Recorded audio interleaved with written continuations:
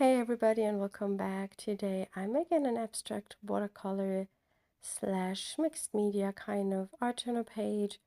I wanted to use these Derwent XL tinted charcoal blocks and combine those with the watercolors and just play in today. I'm not sure about the color scheme at this point, but usually that evolves while I'm working. Sometimes I give myself a certain color palette. That just depends on what I want to do. I love these liquid charcoal, tinted charcoals. You can use them with water and they give you really interesting texture. It gives you a kind of a grungy feel and it also is very granulating. The only downside is that if you use it very heavily and then it dries, it will come off if you touch the page. So it's like a pastel then, or like a dry charcoal. So if you use it thick or heavily, I would protect the page with a piece of paper, or I would just use a fixative to make sure that it will not mess up your other side in your sketchbook. The watercolors I'm using are the MeiLiang watercolors. At the moment, I'm using these a lot just because I really like them. They have a wonderful quality. They have a super good color range. There is everything you need in this palette. And I think I just want to use it up until it's empty because I have so many watercolor palettes. And this is at the moment almost the only one. No, it's not the only one, that's not true. But it's one of the ones where I have a good color range. If I look at my palettes that I put together myself, they are not up to date anymore and I don't have a swatch sheet for them and I should set them up new so I don't work with them because I really don't know what's in there. And that's the reason why I'm focusing on this palette, and maybe once this is running out, I'm going to focus on another palette that is set up. I really love how these colors are working together. I love that turquoisey mint color together with the warmer colors. It's a nice,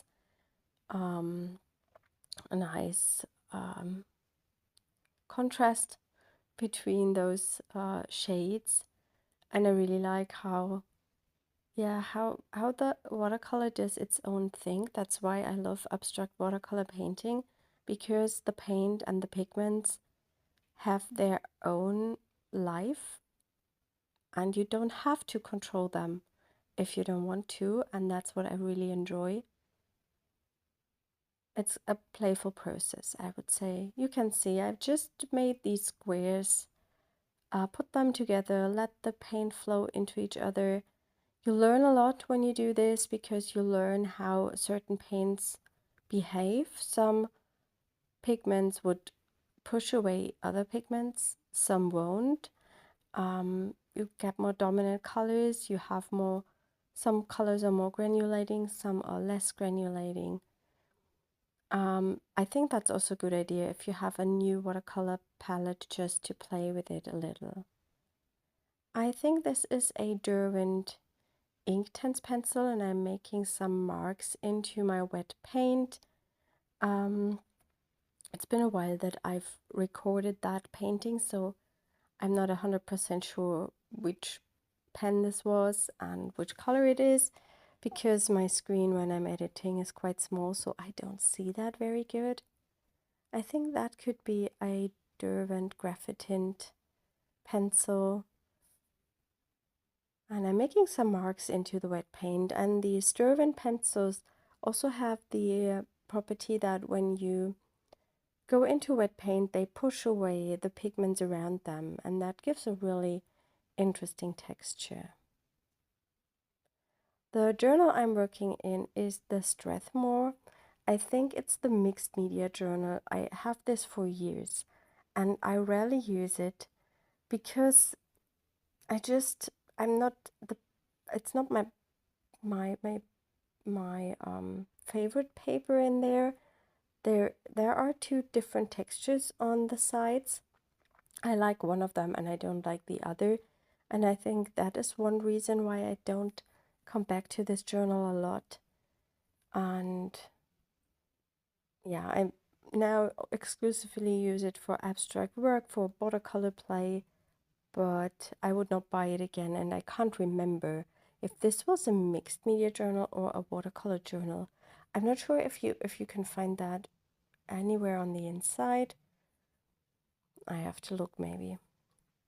I'm doing more mark making with a water-soluble pencil, the Derwent. These are my favorites, but if you don't have those, you can use any watercolor pencil you have and do the same thing. The Inktense are just a bit more intense, I would say. They are more vibrant, they are more in your face, not muted, very, yeah, very heavy, I would say. But I really like them. I keep on playing here. Yeah, it's just a relaxing process for me. If you want to see more watercolor videos, you can have a look at my membership. I will put a link to the contents page in the description. There you can find an overview of what type of videos are already available in that membership. We're making that for over a year now. I'm really enjoying it, and the last 3 videos have been around watercolor, but there are a few more videos around watercolors. Yeah, check that out. I'm now drawing in a focal image. That was not my favorite page. I can remember that now because I didn't like the focal image in the end that much. But I think it's still okay, and that's what it's all about. You play, you experiment, and not every page turns out the way you wanted it to be. But usually I always try to find something that I like, and I definitely like what the colors did on the background, and I like that color palette, and that is something I like. And I don't mind if something doesn't turn out the way I wanted it, or I don't maybe I don't like the end result sometimes that much, but I always try to find things that I like, and I recognize those and try to use these again in another piece. So yeah, for me it's really about the process and not about any end result. I think finally the page turns out quite nicely, but it's not, at this stage I wasn't happy with it, and I'm removing that second image I drew in the background because I just did not like it, and I just paint over that and get rid of it.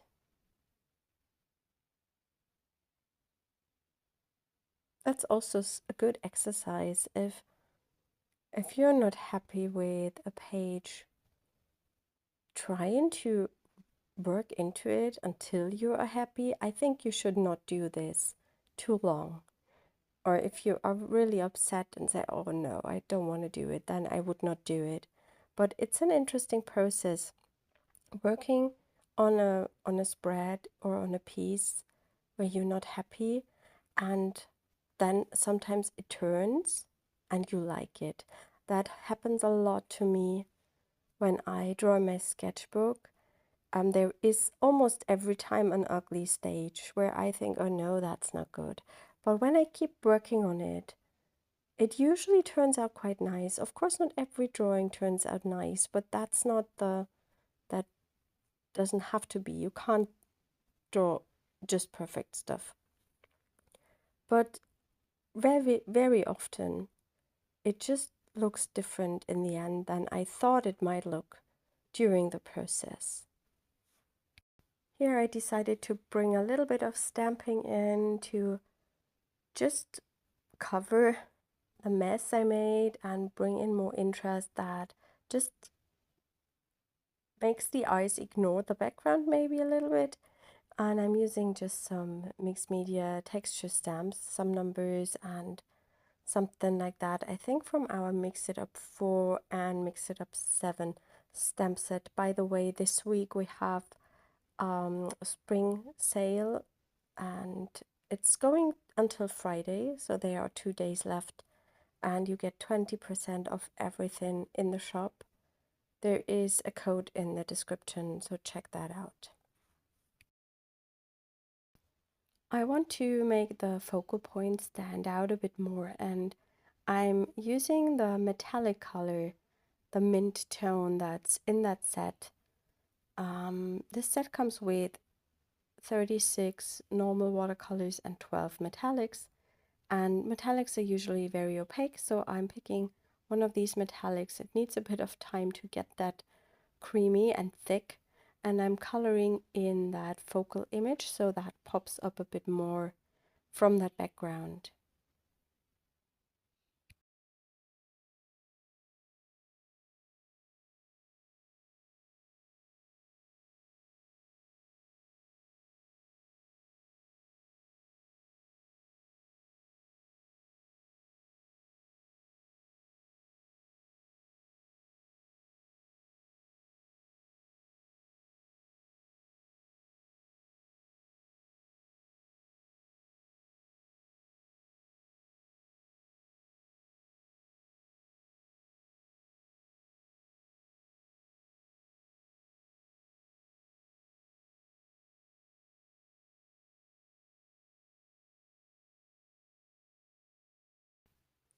I'm using also that metallic to make some more marks on that piece. I really like when I have one type of paint and not only in one space. I also would put it in another area on that painting.